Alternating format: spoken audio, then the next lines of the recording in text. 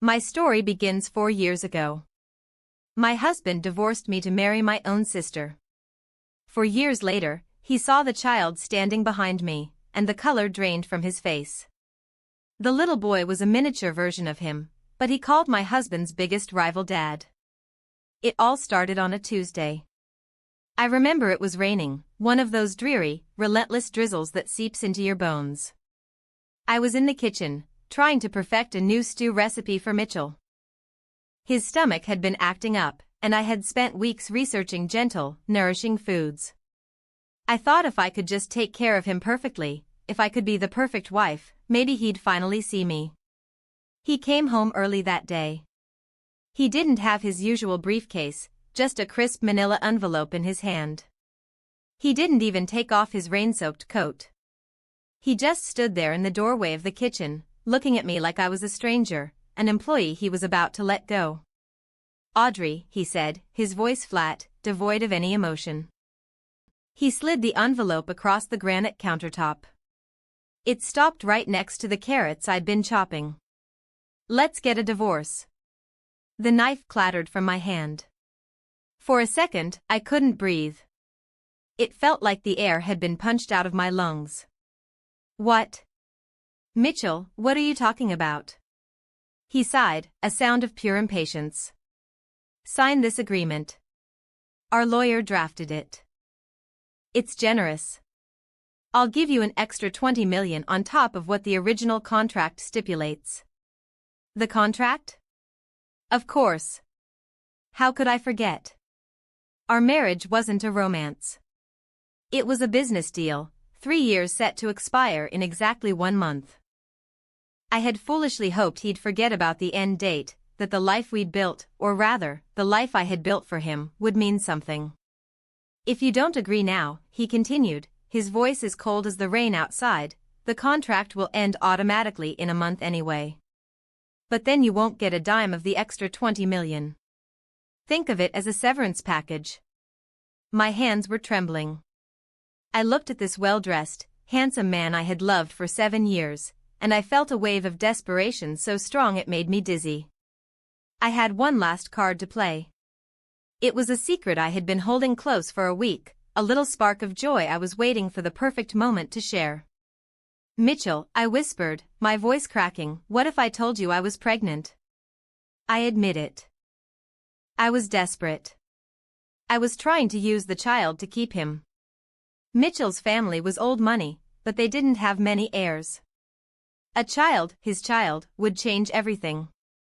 For the sake of the baby, for the sake of his family's legacy, maybe he'd give up this insane idea of a divorce. He didn't even flinch. His eyes, the color of cold steel, met mine. And then he delivered the final, fatal blow. "I had a vasectomy," he said, each word a perfectly polished stone dropped into a silent pool. "Right after we got married. The child can't be mine." My mouth opened, but no sound came out. A vasectomy? It wasn't possible. Mitchell was the only man I had ever been with. If the child wasn't his, whose was it? The question hung in the air, a vile, unspoken accusation. In that moment, I realized something profound. When someone doesn't believe you, any explanation is useless. His words had built a wall between us that I could never hope to climb. He turned and left, leaving me alone in the kitchen with the smell of rain, the half-chopped carrots, and the divorce papers that felt like a death certificate for the life I thought I had. I sank to the floor, the cold tile a shock against my skin. The whole thing was a mess right from the start. 3 years ago, the woman who was supposed to marry Mitchell was my sister, Blair. She was the brilliant one, the beautiful one, the one everyone loved. But days before the wedding, she left the country, chasing some artist she called her true love. To avoid a scandal, to keep the massive business deal between our families afloat, my parents had offered me up as a replacement, the substitute daughter. Mitchell's family, concerned only with appearances, agreed. And me? I had been nursing a secret crush on Mitchell since I was a teenager. I saw it as a dream come true, a chance. So, I said yes. The only unwilling person in this whole arrangement was Mitchell. I don't know what other people's wedding nights are like. Mine was spent watching Mitchell toss a contract onto the pristine white comforter of our hotel suite, the same 3-year marriage contract. He'd made it clear that after 3 years, no matter what, the marriage would end. I felt lost and pained, but I didn't give up. I thought if I just treated him well, he'd warm up to me. I thought my quiet, steady devotion could outshine Blair's flighty brilliance. For 3 years, I was his shadow, his caretaker, his personal assistant. He had stomach issues, so I studied nutrition and became a gourmet chef of bland, soothing foods. He had headaches and trouble sleeping, so I learned acupuncture, carefully pressing needles into his temples while he slept. In hindsight, I was so naive. Who falls in love with their live-in nanny? I was a fool. We were just torturing each other. My hand trembled as I reached for a pen, ready to sign the papers and end my own misery. But then my phone rang. The screen flashed with a picture of my mother. I swiped to answer, my voice hollow. "Hello, Audrey, darling," her voice was unusually cheerful, practically bubbling with excitement. "Guess what? Your sister is back. Blair's on the afternoon flight. She'll be here tonight. You and Mitchell have to come home for a family dinner." My blood ran cold. Blair, of course. Why? Why is she back so suddenly? My mom sighed dramatically into the phone. "Oh, I always knew that artist fellow was no good. But your sister, so stubborn." Turns out, after they married, his true colors showed. He was fooling around with other women, even when Blair was pregnant. It led to her miscarriage. My heart gave a painful lurch, a pang of sympathy for my sister despite everything. "She's finally come to her senses and left him," my mom continued, her voice brightening again. "That's good. Right now, listen, don't bring up the past when you see her. Don't upset her." Her voice droned on, but I wasn't listening anymore. It all clicked into place, the pieces of a puzzle I didn't even know I was solving. The sudden divorce, the generous offer, the urgency, it wasn't about the contract ending. It was about Blair. She was back. The main character had returned to the story, and I felt like I was living in a book I'd read before. Blair was the heroine, and I was just a supporting character, a placeholder. My role was to keep her seat warm, care for her man, and then gracefully exit stage left when she returned. The book's plot even flashed in my mind. Blair, unable to have children after her trauma, would eventually adopt my child, and I would watch them live happily ever after as a perfect family. I felt a wave of nausea. Was I going crazy? But in that moment of strange, surreal clarity, something inside me snapped.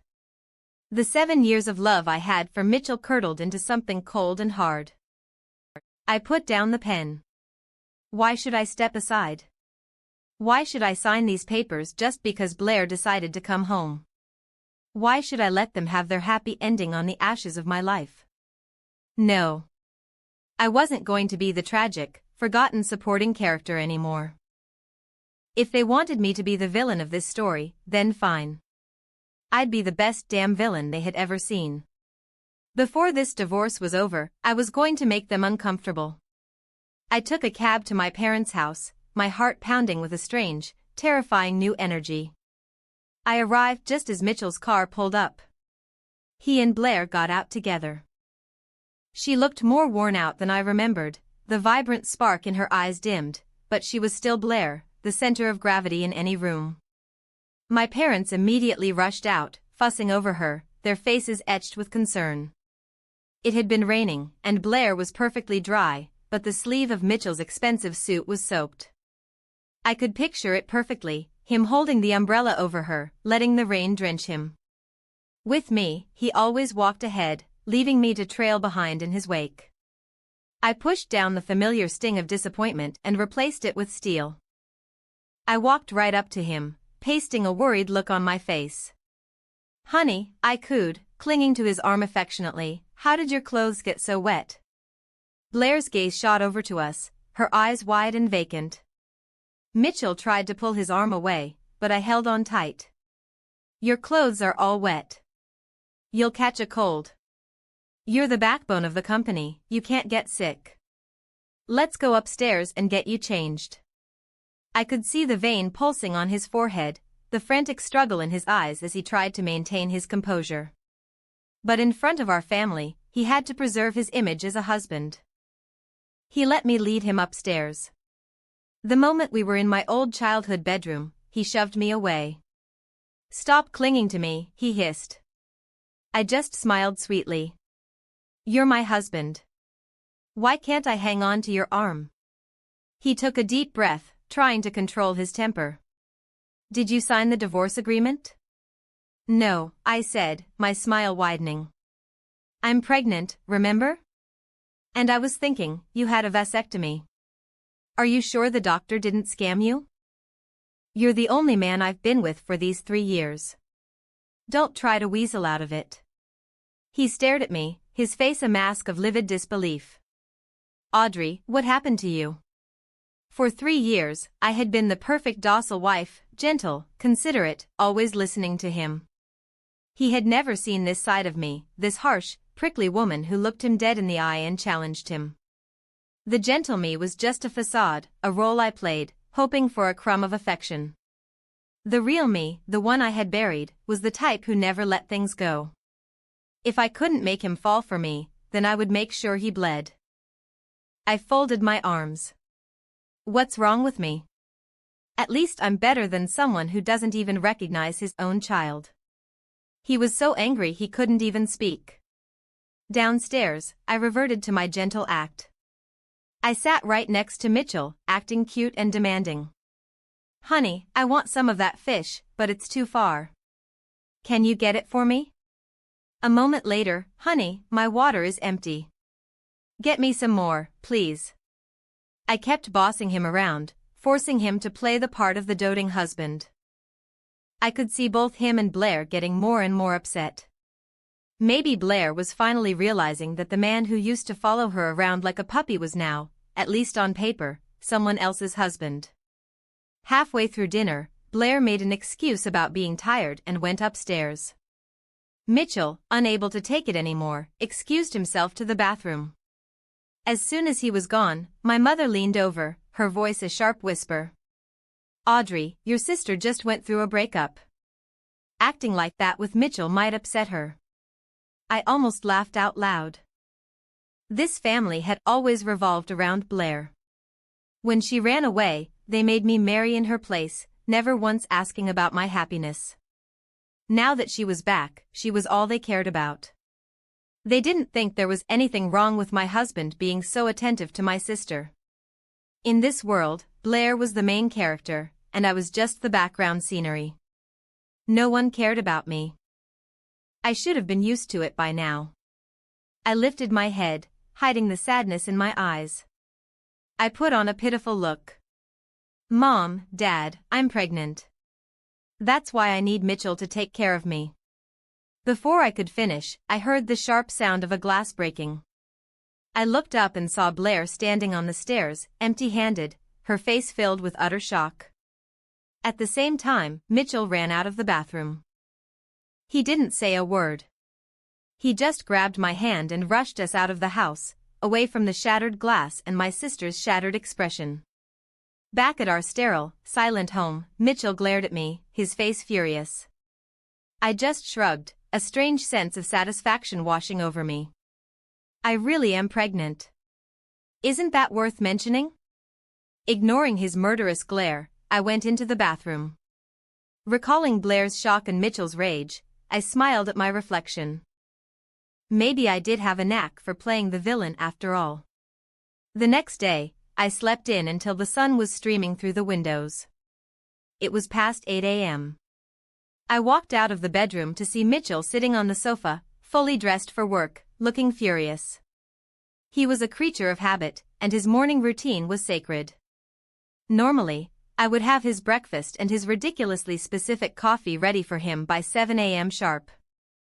But now, I didn't feel like catering to him anymore. Sleeping in felt great. I'm hungry, I announced to the room. Mitchell didn't answer, but his stomach let out an embarrassing growl. "I'll order some takeout," I said cheerfully, pulling out my phone. He looked at me in disbelief. Before the delivery driver even arrived, Mitchell slammed the front door and left. Good thing I didn't order for him. That afternoon, while I was getting a spa treatment I'd booked with his money, I got a call from his assistant. Her voice was frantic. "Audrey, the company cafeteria food doesn't suit Mr. Mitchell's tastes. He hasn't eaten all day." "Oh, right. I always used to pack his lunch, too." Over the years, I had spoiled him with my cooking to the point where he could barely stomach anything else. "Don't worry," I said calmly into the phone. "When he's starving, he'll eat." I hung up and went back to my massage. That evening, I received a message. It was a picture sent by Blair. In the photo, a man with a high nose bridge and a sharp profile was sitting in front of a huge bubbling pot of spicy hot pot. It was Mitchell. A second later, she retracted the message, following up with a text, "Sorry, wrong send." I ignored her. My sister always got what she wanted with a flick of her finger. Now she was resorting to these childish tactics. I wasn't sad. In fact, I was quite happy. Mitchell's stomach was terrible. Skipping breakfast, skipping lunch, and then having a fiery hot pot for dinner, that was a death sentence. He doesn't even eat spicy food, but Blair loves it. Him trying to accommodate her would definitely come at a cost. I had a wonderful, peaceful sleep. Sure enough, when I woke up, my phone was blown up with dozens of missed calls and frantic messages from Mitchell's assistant. The last one was short and to the point, "Audrey, Mitchell's been hospitalized." I slowly got up, went to the kitchen, and made myself some soothing rice porridge. After I finished my own breakfast, I packed the leftovers into a thermos and drove to the hospital.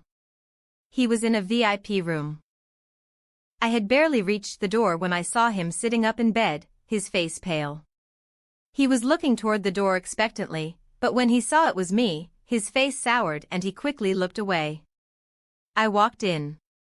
"Audrey's here," his assistant said, quickly taking the thermos from my hands. "Mitchell was so eager to see you. He had been looking forward to a visitor, but clearly not me.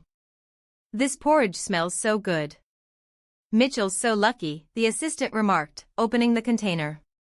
I just smiled faintly. "They're just the leftovers from my breakfast. I didn't want to waste them, so I brought them for Mitchell."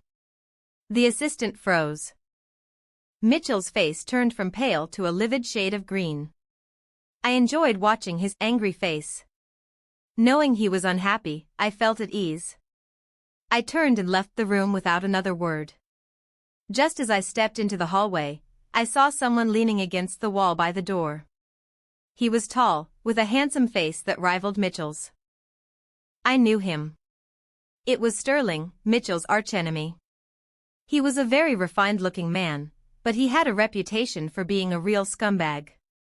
Whatever Mitchell liked, Sterling had to take it. After I married Mitchell, Sterling had tried to hit on me a few times. I always brushed him off, assuming it was just another one of his games to get under Mitchell's skin. Eavesdropping? I stared at him. He pushed off the wall, a lazy smile on his face. "How is it eavesdropping when I'm listening out in the open?" "Audrey, making that man so mad, it feels good, huh?" I looked at him blankly. "Stop calling me Audrey like you know me. It's disgusting. Get lost." His smile didn't falter, but his eyes filled with a strange, inexplicable tenderness. "There's the fire. That's the you I remember." What he said was so baffling, I just thought he was being slick. I stepped right on his expensive leather shoe, grinding my heel in for good measure. Hearing him yelp in pain, I left, feeling satisfied. I was definitely going to divorce Mitchell, but I was dragging it out, not just to annoy him and Blair, but because of the child. I hesitated for a few days. The thought of raising a child alone felt heavy and overwhelming. Finally, I decided I couldn't go through with it. I made an appointment at a clinic and went in for a series of tests. The doctor, a kind-faced woman with graying hair, looked over my report with a frown. "Audrey, given your physical condition, you can't have an abortion." I was shocked. "What? Why?" "If you insist," she said gently, "it could be life-threatening." I walked out of her office in a daze. It felt like that strange dream I kept having about my life being a story in a book. In the book, the doctor also told the main character she couldn't have an abortion. I was already hesitant, and now with the doctor's stark warning, the decision was made for me. This was my child, my blood. I was going to keep this baby. And I was not going to give my baby to Mitchell and Blair like in the book. I would raise this child on my own. As soon as I walked out of the doctor's office, I saw him again. Sterling. He was leaning against the opposite wall, as if he had been waiting. He looked at me, then glanced at the obstetrician's sign on the door. A slow smile spread across his face. "Audrey, you're pregnant. Why didn't you tell me? I could have come with you." He said it with such deep, dramatic emotion that it was almost comical. His words were filled with hidden meanings I couldn't begin to untangle. I did the only thing that felt right. I stepped on his other foot again, grinding my heel until his handsome face twisted in pain. I left, satisfied. But maybe my joy turned to misfortune. Maybe it was seeing Sterling suffer that made me too happy, because as I walked down the front steps of the clinic, I completely missed the last one. I tripped, my ankle twisting, and I fell forward. Instinctively, I wrapped my arms around my belly. The world tilted. Vaguely, I felt someone rush toward me, a strong pair of arms catching me before I hit the pavement. Then I was being lifted. "Doctor, doctor, come quickly." It seemed like Sterling's voice, but why did he sound so anxious, so genuinely terrified? I fainted shortly after. When I woke up, the first thing I saw was him. Sterling was sitting by my bed on a low stool, his long legs awkwardly scrunched up. Noticing I was awake, he narrowed his eyes at me. "Awake? Audrey, do you have an underdeveloped cerebellum or something? Can't even walk without falling?" He mocked me mercilessly. I was sure that the anxious man who had called for the doctor was just my imagination. But then, just as quickly, his demeanor changed. His voice softened. "Hey, your face looks terrible. Are you hurt? Let me blow on it for you." In that instant, a figure stepped between us. Mitchell. He had grabbed Sterling's hand, his face extremely ugly. "This is my wife," Mitchell said coldly, his voice low and dangerous, wanting to crush Sterling with just his gaze. Sterling just laughed, pulling his hand away. "Oh, so Audrey has a husband. I thought she came for a checkup alone because her hubby was dead." "Get lost," Mitchell said through gritted teeth. "Is that all you can say? Are you a broken record?" Sterling taunted him, pushing Mitchell right to the brink of explosion before he finally lazily strolled away. My mood lifted. Even though Sterling was annoying, he was kind of cute when he was angering Mitchell. My ex-husband suddenly glared at me, his face extremely displeased. I touched my cheek and realized I was smiling. "Sterling wants everything of mine," Mitchell said coldly, his pride wounded. "He's only being nice to you because you're my wife. Don't flatter yourself." At that moment, a brilliant, wicked idea popped into my head, the perfect way to truly piss off Mitchell. I put on a troubled expression, looking down at my hands. "What should I do?" I said, my voice trembling with fake emotion. I think I've fallen for Sterling." I looked up at him, my eyes wide. "Mitchell, I'll sign the divorce papers as soon as I get back." Sure enough, my words made his face turn ashen. Back home, I searched everywhere for the divorce papers, but I couldn't find them. I called Mitchell. "Where are the divorce papers?" There was a long pause on the other end before he spoke. "I don't know." He was lying. Having been with him for 3 years, I knew him well. The man who had been so desperate for me to sign them was now hiding them, so I couldn't. It seemed his pride was more important than his love for Blair. For the sake of his ego, he chose not to divorce me, just to stop me from being with his rival. But I didn't mind. I knew he wouldn't hold out for long. The following days, I carried on with my life. I ate well, I slept well, and I started planning for my post-divorce life. I imagined myself in a small, quiet town, opening a little shop, living a simple life with my baby. The thought filled me with a peace I hadn't felt in years. Then, I got the call from my mom asking me to come home. When I arrived, I saw them all sitting there in the living room like a tribunal, my mom, my dad, and Blair. They all looked very serious. As soon as she saw me, my mom rushed over and grabbed my hand, her face a mask of sorrow. "Audrey, I know you haven't been happy these years with Mitchell. He treats you poorly, like a maid." I almost wanted to laugh. So, she knew all along. I used to think she just didn't notice. I remember when Blair got a small bump on her arm, they rushed her to the hospital. But I once had a fever that lasted all night, and no one even checked on me. What was worse wasn't that she didn't know. It was that she knew and didn't care. We were both her daughters, but Blair was her precious treasure, and I was just a burden. "Audrey," she continued, her voice filled with fake sympathy, "maybe you should get a divorce." If she was suggesting a divorce, it definitely wasn't for my sake. She must have other motives. I glanced at Blair. "Yeah, Audrey. Mitchell never liked you anyway. Why torture each other?" Blair said, her voice smooth. I looked straight at her. "He likes you. So, you mean we get divorced and you marry him?" Blair didn't respond, but her silence was a clear admission. I looked at my mom and dad. They clearly had the same idea. I felt no surprise, no disappointment, just a cold, hard finality. I rubbed my belly. "If we get divorced, what happens to my child?" "Audrey, stop pretending," Blair snapped, her patience gone.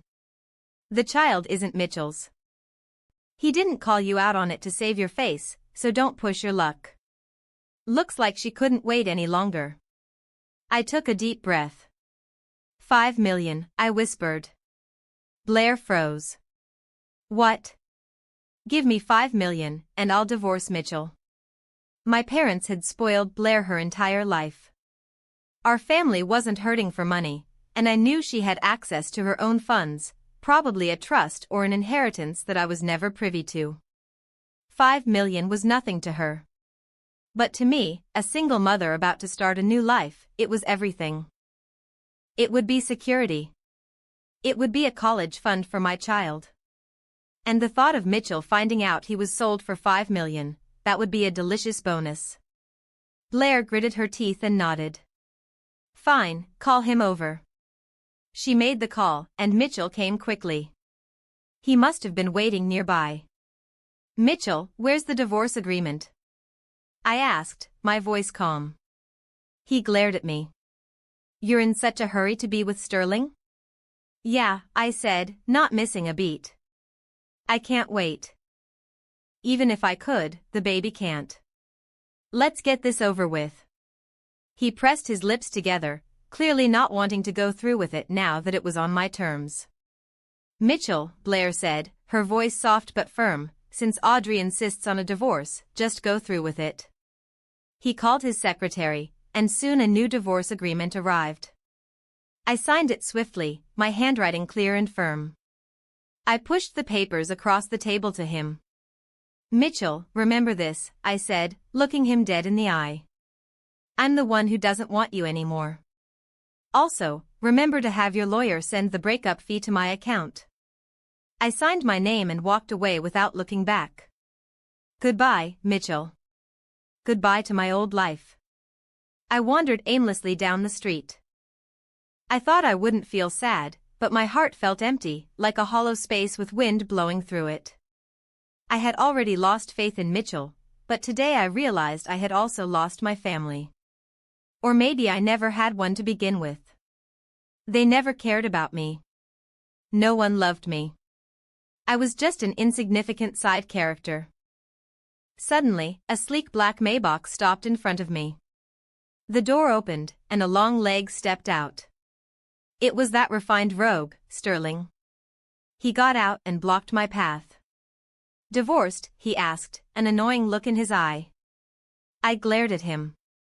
How did he get the news so quickly? "Blair told me," he said, as if reading my mind. "Audrey, now no one can stop us from being together." He said it with such passionate, theatrical flair. "You're crazy," I said, stepping around him. "You just did all this to get back at Mitchell." "I'm pregnant." "Do you want to be a stepdad?" He rubbed his chin thoughtfully. "Mitchell's kid, calling me dad. Just thinking about it feels good." All right, it was clear now. The man was indeed crazy. I walked past him, but he followed, continuing to tell me all the benefits of marrying him. I was speechless, but his ridiculous chatter did ease my heartache a little. I left the city where I had lived for over 20 years. I packed up my life into a few boxes and moved to a small town thousands of miles away. New people, new places, new everything. I wanted a fresh start. But as soon as I got off the plane, I saw a familiar figure standing by the baggage claim, smiling at me. It was Sterling. "What a coincidence, Audrey," he said, his smile infuriatingly charming. "You didn't follow me, did you?" I said, grabbing my suitcase. He just laughed. "That's what I wanted to ask you." I arrived at the small house I had bought online. As I was about to put the key in the lock, the door to the house directly opposite opened. Sterling's face appeared, his expression exaggeratedly shocked. "Audrey, you're living opposite me, and you still say you're not stalking me? Just admit you're into me." I ignored him, went inside, and slammed the door, making a loud, satisfying bang. The house was move-in ready. A cleaning service had already tidied up, so I just did a little organizing. I had just sat down on my new sofa when my phone rang. I picked it up, saw it was Mitchell's number, and hung up immediately. Wrong number. I blocked him. Soon after, another unfamiliar number called. "Audrey, I'm a friend of Mitchell's. He got drunk. Can you come pick him up?" Before, when Mitchell got drunk from social events, no matter how far, I would go and pick him up. But now we were divorced. His life, his problems were no longer my concern. "Call his secretary," I said, and hung up. I blocked that number, too. My blacklist now had 2 people on it, and it was just the beginning. In the following days, people around Mitchell kept calling me. They said he was in the hospital with a stomach ache. They said he had a cold. One person even called to say he was crying because he missed me. Such nonsense. I was the one who had set him up with Blair. I suspected they weren't happy and were trying to stop me from moving on. I finally changed my number and created new social media accounts. Finally, I had some peace. I opened a small flower shop on the main street of my new town.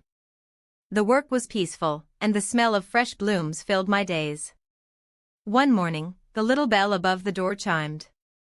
"Welcome," I said, looking up from a bouquet of lilies.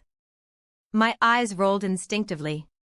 It was Sterling, dressed in a flawless suit, wearing gold-rimmed glasses, looking very refined. He picked out a bunch of 99 red roses. I told him the price. After he paid, he handed the massive bouquet right back to me. I didn't take them. He just smiled and put them in a large vase on my counter himself. He was persistent. He came by every single day, buying flowers, making small talk, and generally making a nuisance of himself. At first, I refused his advances. Then I just got numb to it. He could do whatever he wanted. One afternoon, I heard a shout from the delivery driver. "Audrey, your flower shipment has arrived." I rushed out to help him unload the boxes. Suddenly, I heard the screech of tires. I looked up and saw a car veering out of control, coming straight at me. In that instant, my mind went completely blank. I was frozen. Time seemed to slow down. Just as the car was about to hit me, someone shoved me hard. I fell to the ground, scraping my hands on the pavement.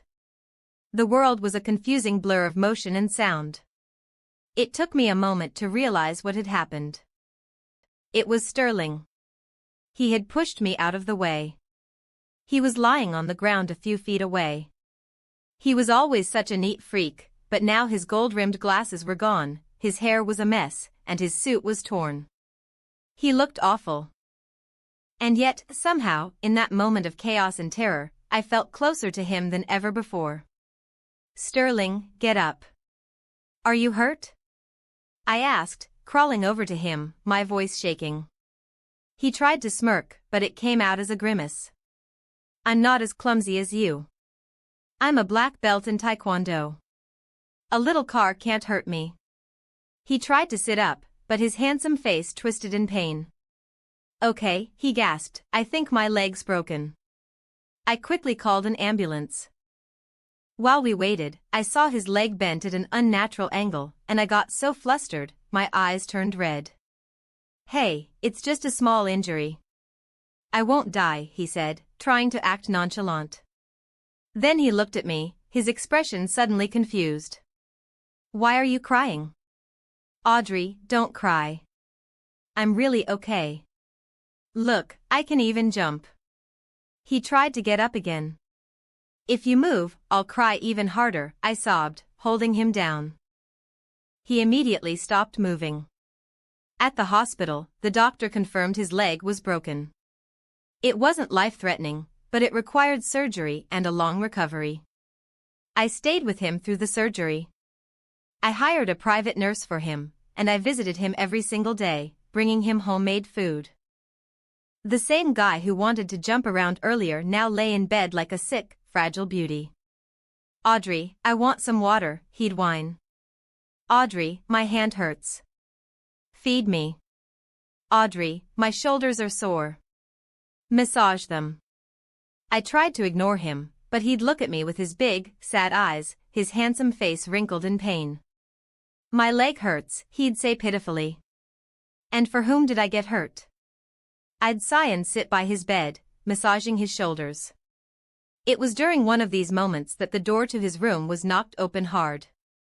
I looked up and saw Mitchell. His face was dark with anger. He looked much more weathered and tired than the last time I saw him. He didn't say a word. He just grabbed my arm and started pulling me outside.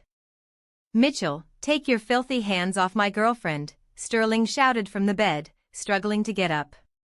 "Let go, or I'll fight you." "Stay in bed," I warned Sterling. "If you get up, no dinner for you." He obediently lay back down, pouting. "I'll talk to him for a bit. I'll be right back." Mitchell's face darkened even more.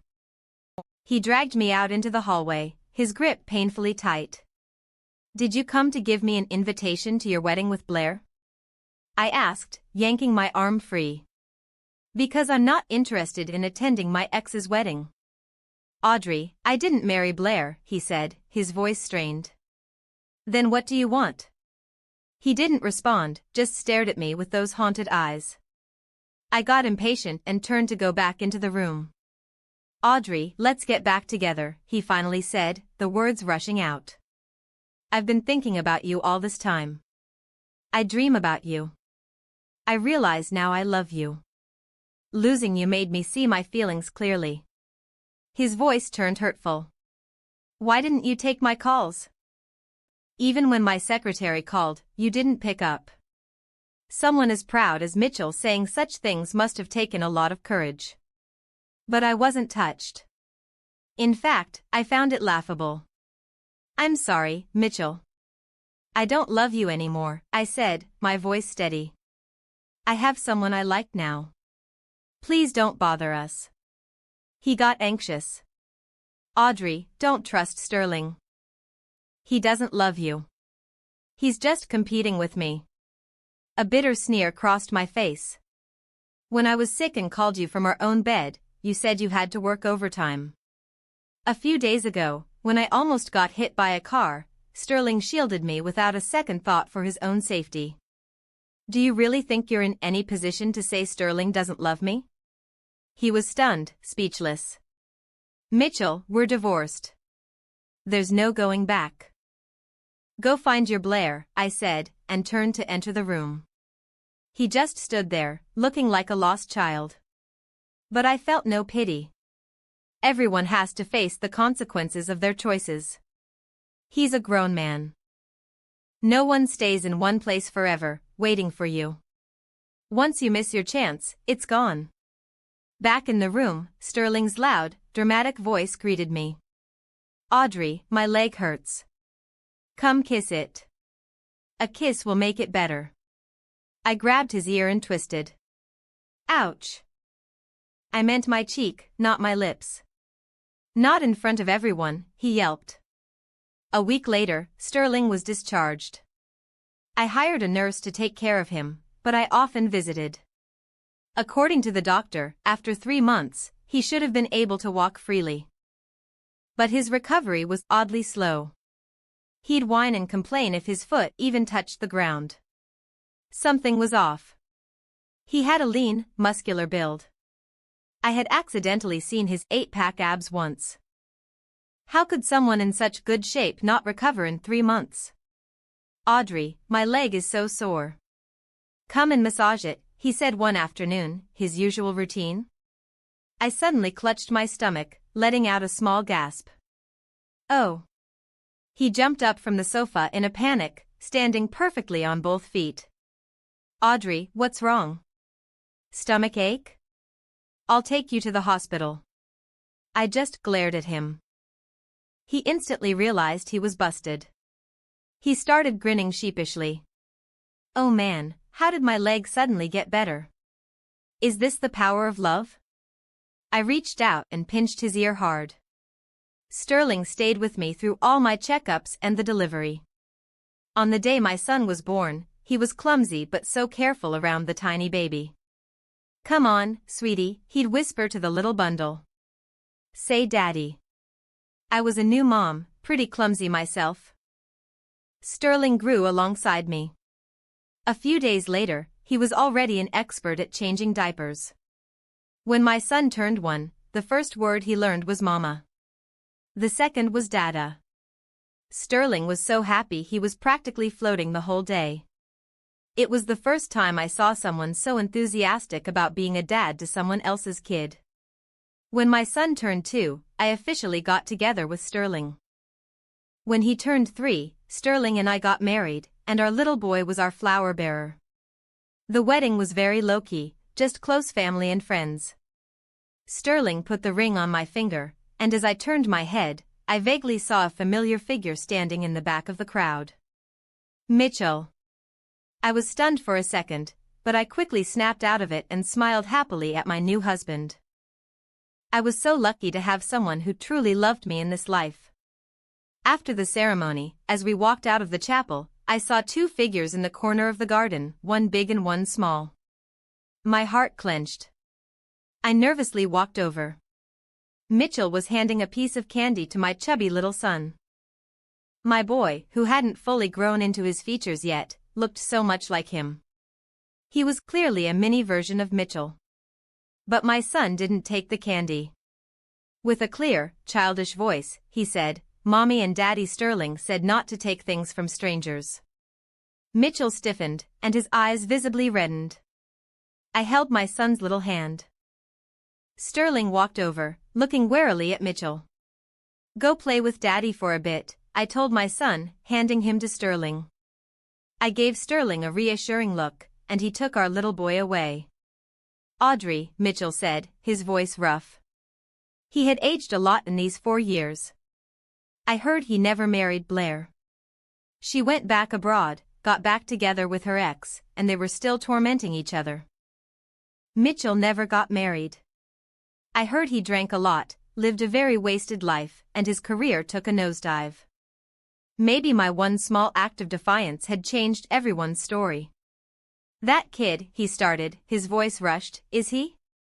It doesn't matter anymore, Mitchell, I said softly but firmly. Don't show up in front of me again. Otherwise, you'll never find me. After I said that, I turned and walked away. I heard a sound like a sob behind me, but I didn't look back. I took one step at a time toward my love, toward my son, toward my life. I thought about the first time I met Sterling in this life. It was not long after my sham marriage to Mitchell. He had stopped me in a hotel lobby. Miss, he'd said with a strange intensity, didn't we know each other in a past life? I had thought he was absurd. But those memories, which I once found cheesy, turned sweet as I stayed with him. I often teased him about it, and he would always just grab me and kiss me until I was out of breath. Audrey, he'd whisper, we did meet in a past life. You forgot, but it's okay. I remember for both of us. Sterling's epilogue. My name is Sterling. I had a childhood sweetheart named Audrey. We grew up together from kindergarten to high school. When we got to college, she enrolled in a school across the country. I tried my best, but I could only get into a school in the same city as hers. I often took a long bus ride just to see her, even for an hour. In our junior year, I started a business to make money. I wanted to propose right after graduation. I got lucky, and a big company invested in my project. By graduation, I had saved enough to buy us a house. I bought the ring. I was on my way to propose to her, and then I watched as a big truck hit her. My world turned red. Even as they covered her with a white sheet, I couldn't believe she was gone. Everyone said I was crazy, that I couldn't accept it. But I knew, I was certain, my girl was out there somewhere, waiting for me. I searched every city. Then one day, I couldn't go any further. I lay down in the woods, letting the leaves fall on my face. My vision blurred vaguely. The bright sunlight seemed to form a familiar figure. My girl. She reached out to me. I smiled. When I woke up, I was in a luxurious bed. I was me and yet not me. I was Sterling, born to one of the city's two major families. I had an archenemy named Mitchell. My life's goal seemed to be to make his life difficult. I always felt like I had forgotten something important. Until one day, at a boring charity gala, I saw a girl staring softly at Mitchell. She felt inexplicably familiar. My legs moved on their own. I walked up to her. Miss, I said, my heart pounding in my chest, didn't we know each other in a past life? The girl glared at me and ran away. But I knew, those lost memories began to come back, piece by piece. Joy bubbled up inside me, spreading through my whole body. It felt like I could fly. I had found my girl.